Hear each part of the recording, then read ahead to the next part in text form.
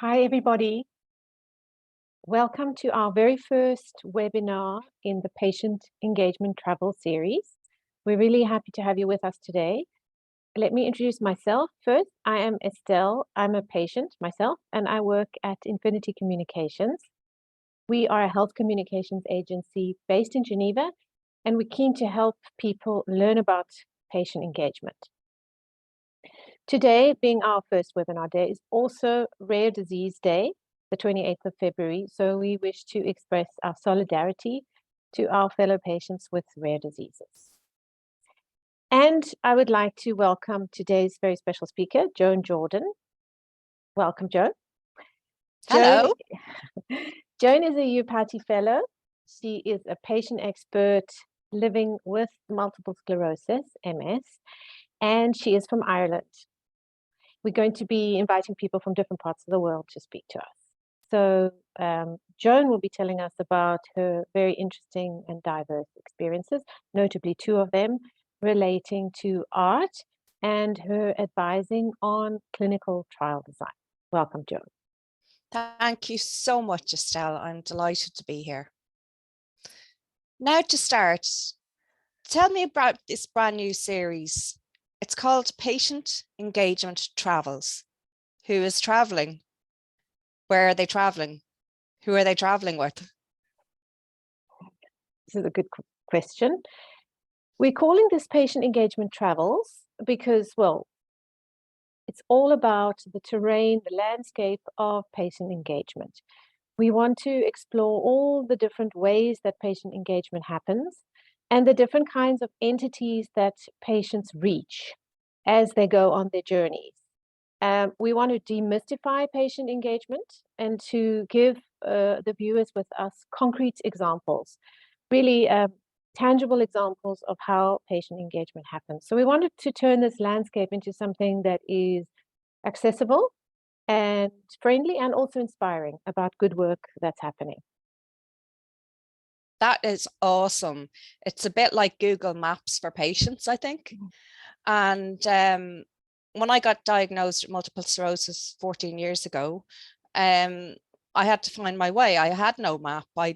Nobody told me the way. There were so many dead ends and so many moments of not being listened to. It took me so long to get diagnosed. I was diagnosed at 36 and I had my first symptoms at 22.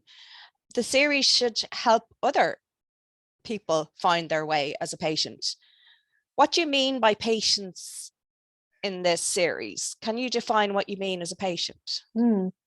That's a good question. Yeah, I've heard this so many times from patients, what you just described, that it's such a long and winding road to find our way. So, I mean, for the purpose of this webinar series, we are defining patients in a kind of an umbrella way. We're talking about people like you and me who are living with the condition, some newly diagnosed, some expert patients who've developed really a deep knowledge about their diseases. We also mean their carers, the people that help look after them, the patient organizations that we belong to, and members of broader society, citizens, just people. And all of these people make up what we call the patient voice. So that's what we mean by patient engagement travels, from patients to broader citizens. But in this series, we're going to be making a very special effort to include patients living with a condition or their carers so that they can talk about the work that they've done and together with the people that they've worked with. And so we just want to make sure that we do have patients speaking for themselves through this series. That's absolutely fantastic. Nothing about us without us. Anybody can become a patient sooner or later, as you know yourself. So I'm wondering, what format will this patient engagement travels take? Who will you be inviting to speak, and how often will you be holding them? Well, with you, I mean, you're our star show, because what you're just here by yourself and you're going to be talking about your experiences. But what we'd like to do going forward is to find tangible case studies.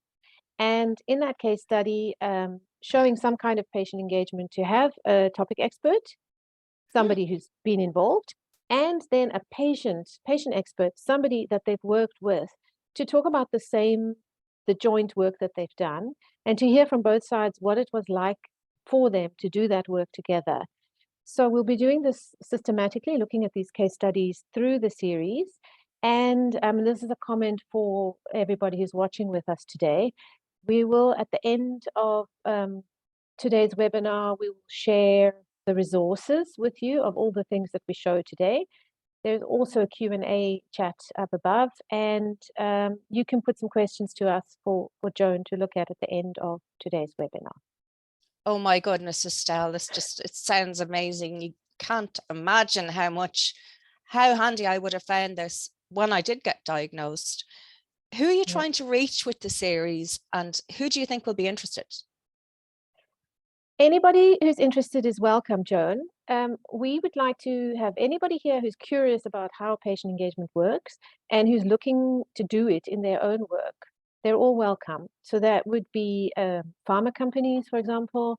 I know that researchers are increasingly compelled to do patient engagement for getting funds and doing their work. And for newly diagnosed or expert patients who would like to be inspired by people like you and to find out how they can develop as patients too. And members of the public, journalists, policymakers, startup companies, medtech companies, basically anybody and everybody who's curious is welcome to this series. That's wonderful.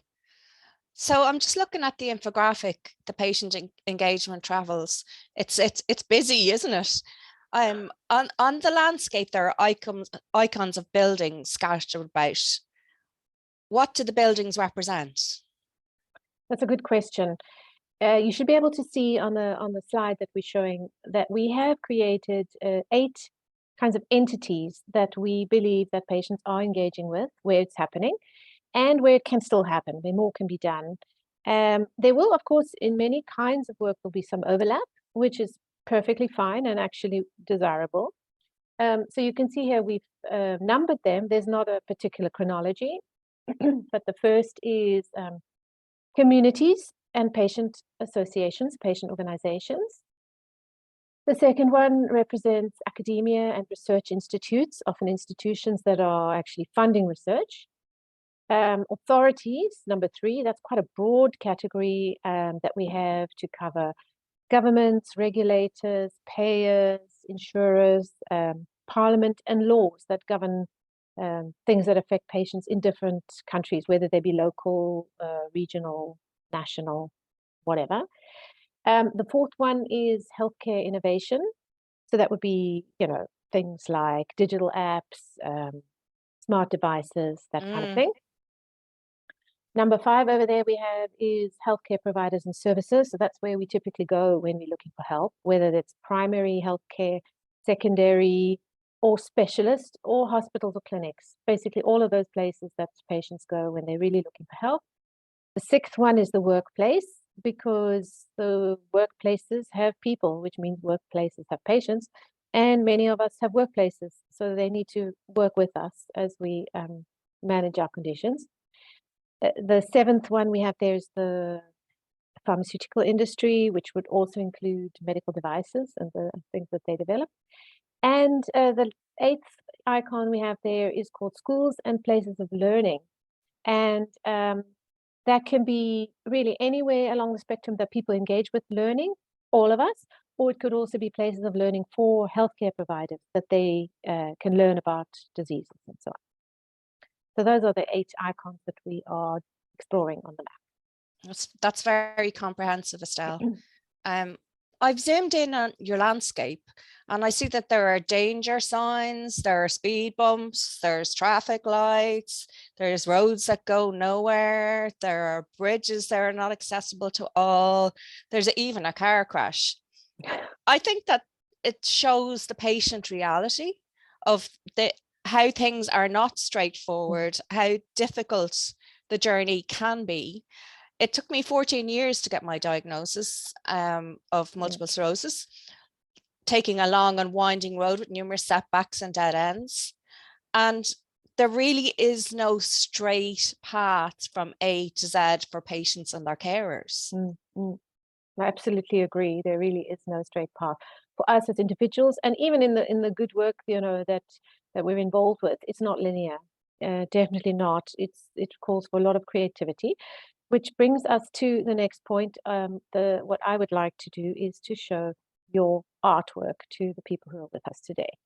So I'm going to just give a little bit of background. Joan is an artist as well as many other things. And she took part in an art exhibition that took place last May for World MS Day. It was held in Ireland, and it was a collaboration between MS Ireland, which is the patient association, and a pharmaceutical company that sponsored the exhibition.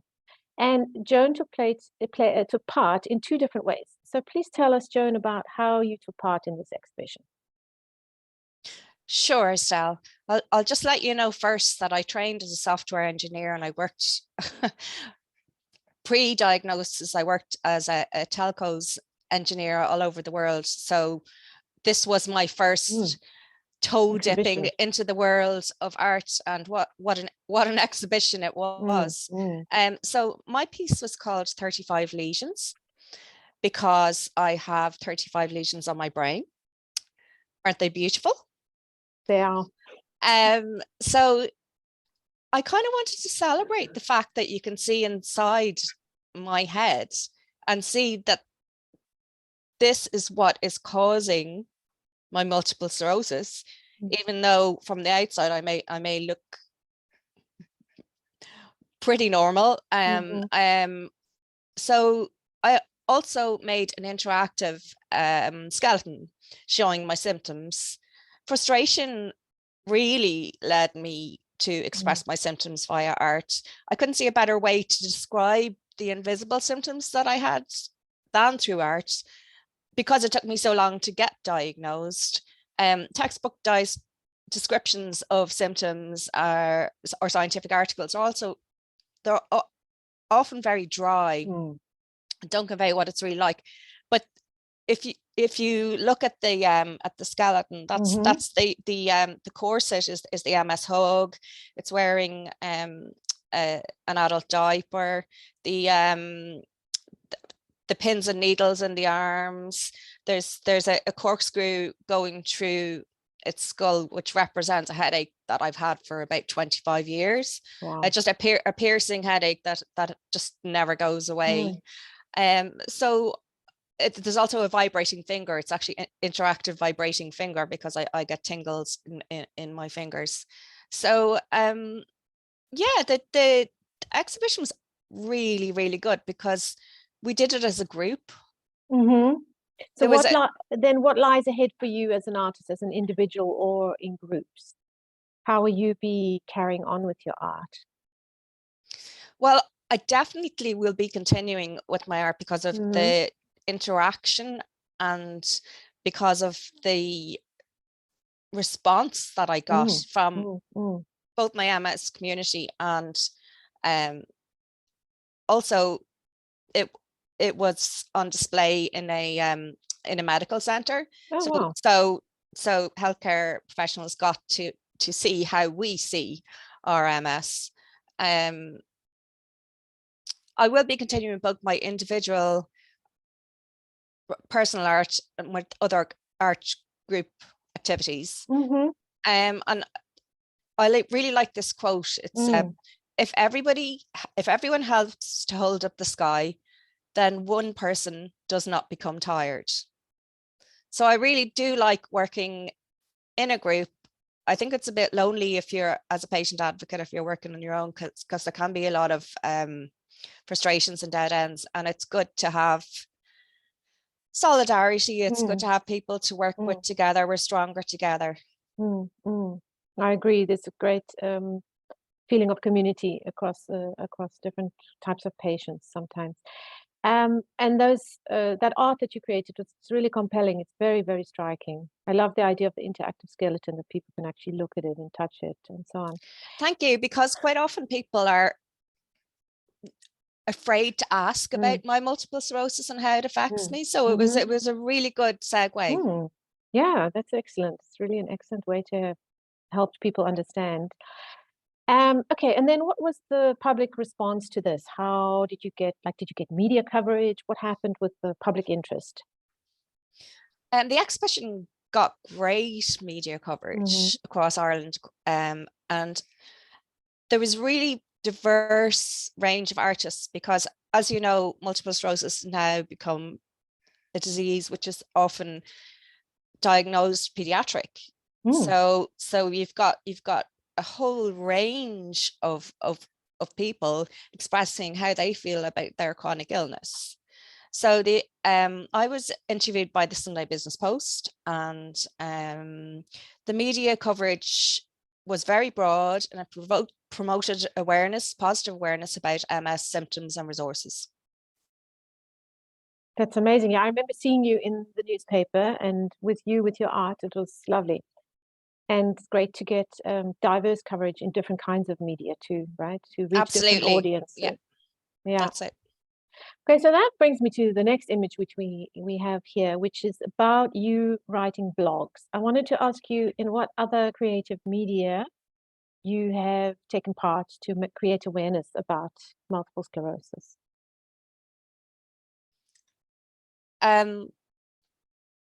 Well, I've been writing blogs for over 10 years, and this blog, the MS blog, there's currently 424 blog posts on the MS and Me blog series, and that's actually really something to be celebrated because we are a group of people who have been writing blogs for 10 years, and we would have stopped a long time ago if people didn't respond to it, didn't read it, but we have continued. I think we've written about everything under the sun at this stage, and we do it together. Patients have led with the commissioning, with the writing, with the collecting of these blog posts. So I really enjoy writing blogs. I'm really proud that I've stuck with it for so long, because 10 years is a long time, and despite our ups and downs and of working in a group and the obstacles of living with our disease, it just gives a really strong sense of community, and there's tons of useful info. That must be such an amazing resource for patients who are, well, newly diagnosed or just looking for other accounts to help them understand what they're going through. I think that's just really an amazing resource. Wonderful. Yeah, there's such an overlap, I think, between different illnesses that we definitely are stronger together. And I've definitely been reading your blogs over the years, so thanks Thank you. for making them available also outside of the MS community, because it's good for the rest of us to learn too, even if it's not exactly the disease we're living with. But that's only one part of what you do, Joan. I know you've done lots of things. And the other thing that I wanted to highlight, which is also amazing, is that you were invited the same month as MS Awareness Month. You were invited to speak at a conference held to honor International Clinical Trials Day. And you did this talk, as we can see in the image here, on patient involvement in clinical research and its impact on patient recruitment. So this is completely different to art. So can you just tell me a bit about how you traveled as a patient from the beginning to this place where you were giving this talk and you had this expertise? This is actually, it's like a real fairy tale story, in that I started from being healthy, then knowing that there was something wrong with me, taking so long to be diagnosed, to finally get my diagnosis. And then I decided to do my first therapy. I took part in phase 2 of clinical trial, investing in treatment for MS. And then from that, I got to have insights into trial design, and then I got to do the EUPATI course. So that was an absolutely huge springboard for me, that I could, all of the things that I had done on the clinical trial, I now knew what they were and why they had been done and what the purpose of them were. And so then I got to contribute to the study on how to better design clinical trials for recruitment and for participation, and then finally got picked to talk about the papers, the white papers, the research papers that we produced in the priority study at the clinical trials day. That's an amazing path. It was really long and winding, really cool. It was. There was a flow. Yeah. So let me give the viewers a little bit of context about this priority study.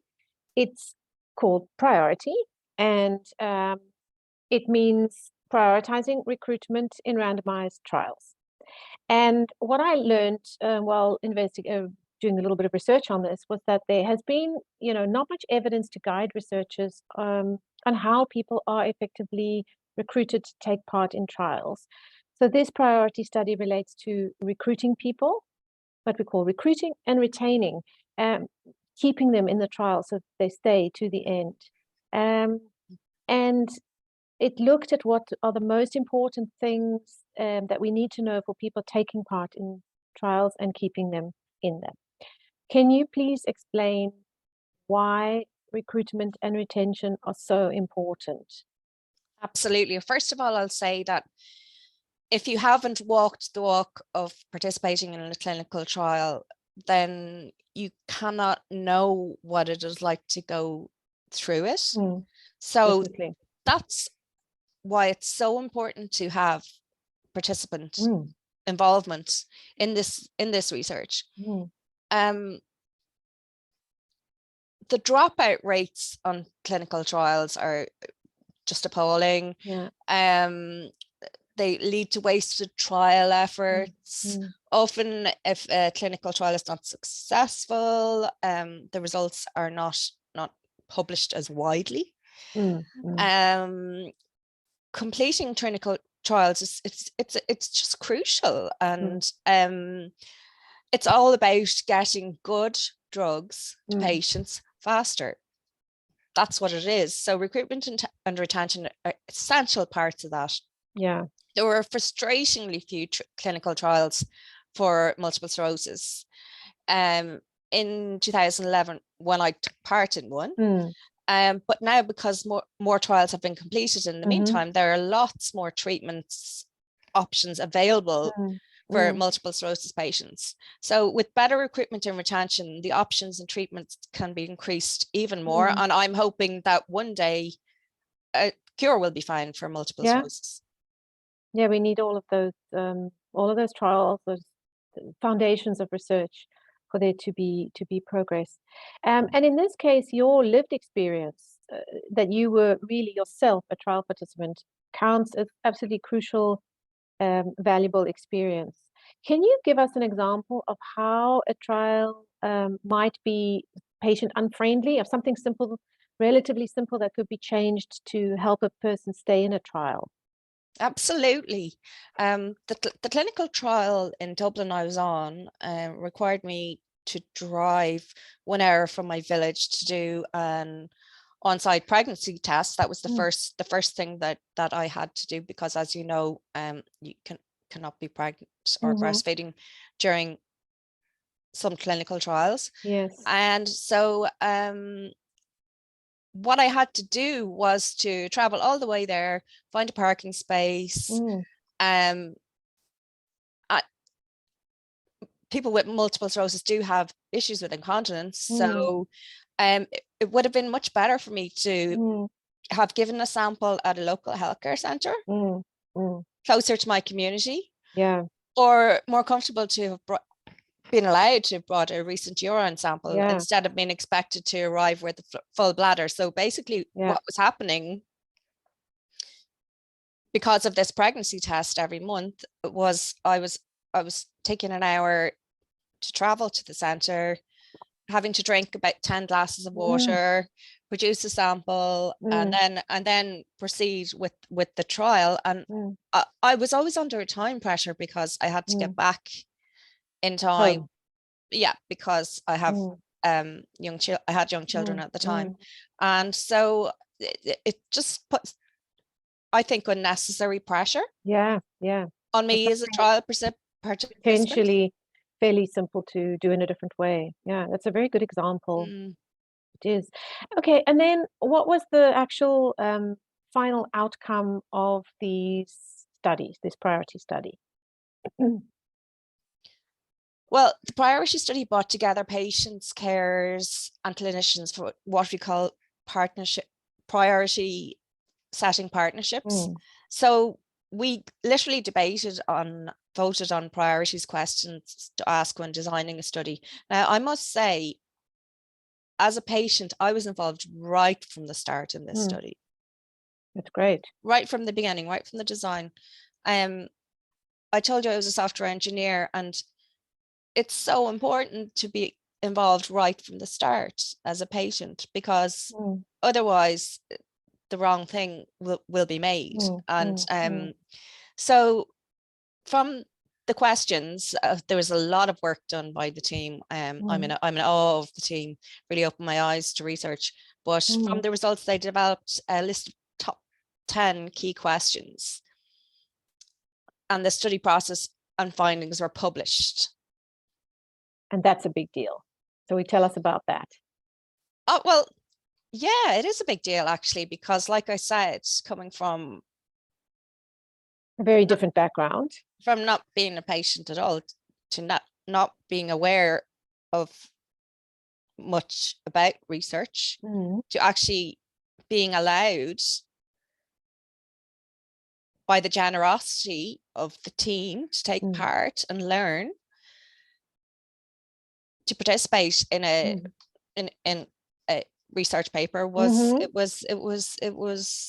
amazing. And I hope that, and there you appear as a co-author, which I think is really an exceptional achievement, and for something very useful and valuable. I mean, this is a tangible outcome that researchers can use, that people designing trials can refer to help themselves. Yeah, I'm a little bit proud.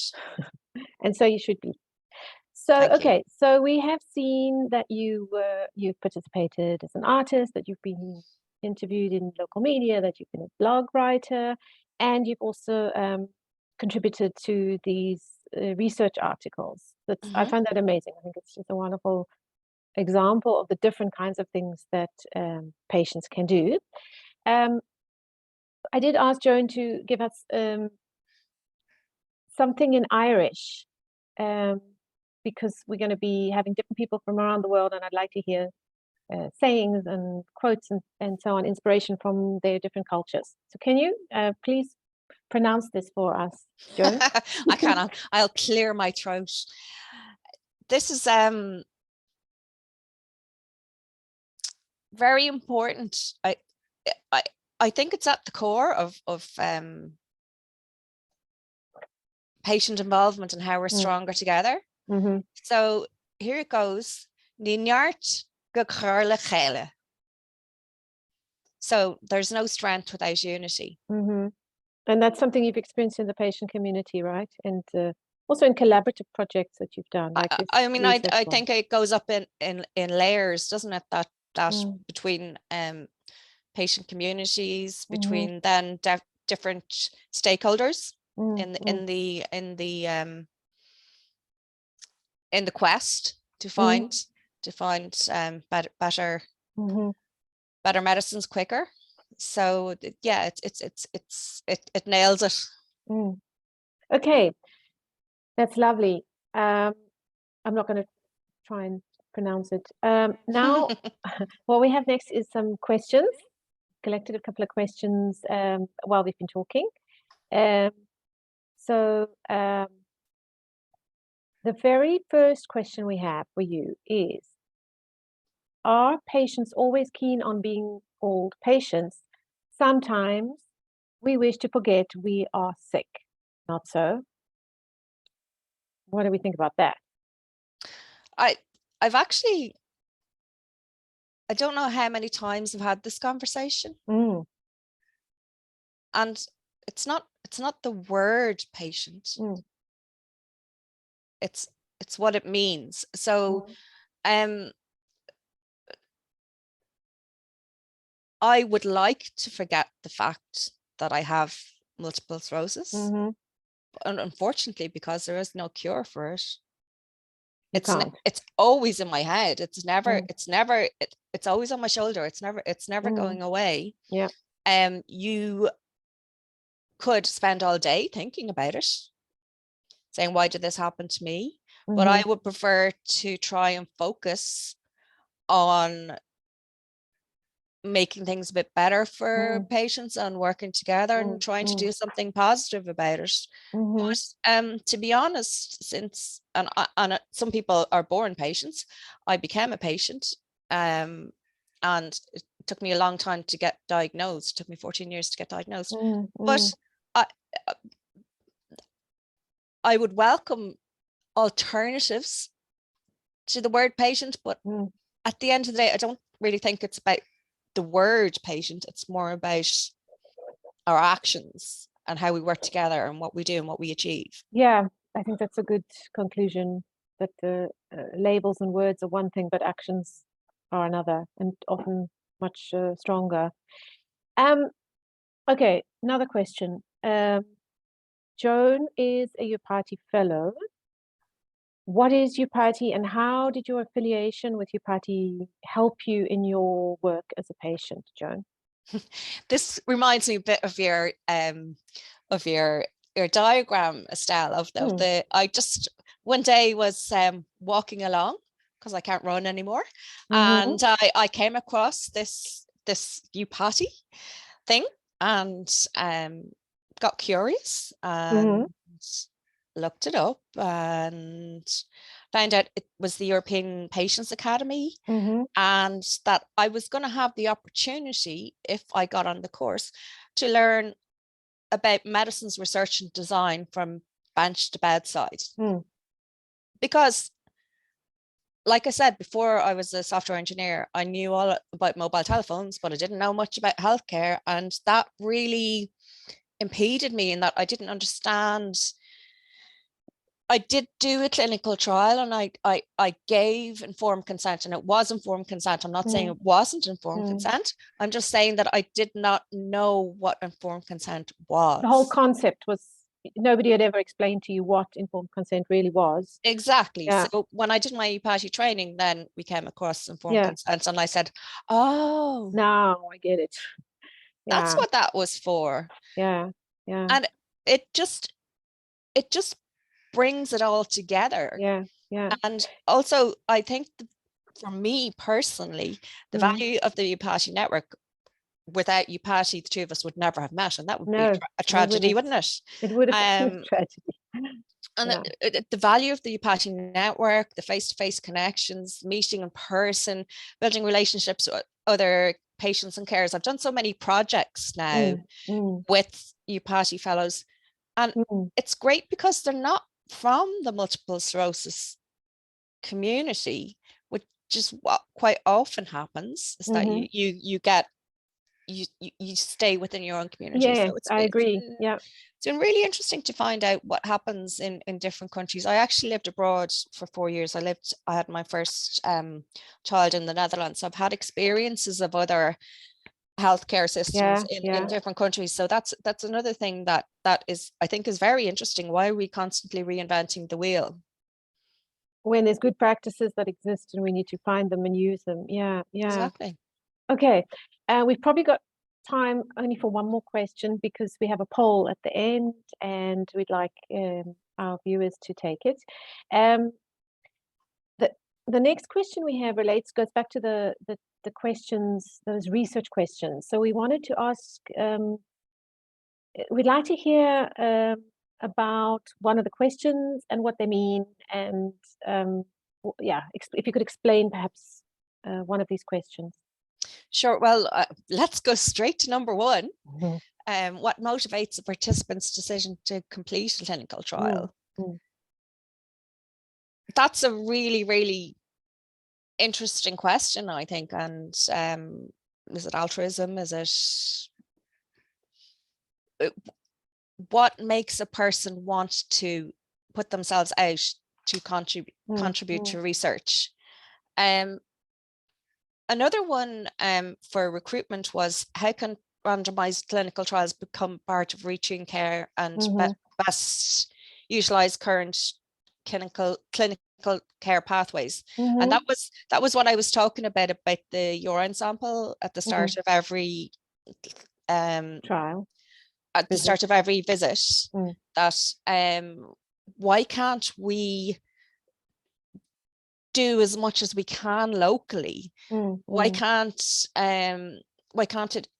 clinical trials coexist routinely alongside routine clinical care and standard visits to doctors? Because in Ireland anyway, our infrastructure isn't that great, and if you do have to make a monthly visit to a clinical site in a large city and you're living in a rural area, it's quite restrictive. Yeah, and that's a real shame.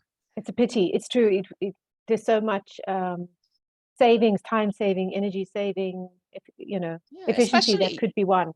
Especially if the illness you live with involves fatigue, which quite a lot do. Many illnesses do, or mobility issues. Yeah, that's an excellent point.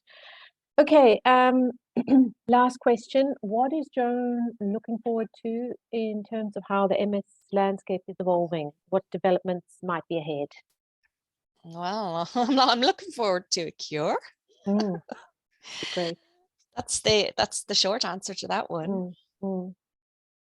Have things changed at all, say, for time to diagnosis and that?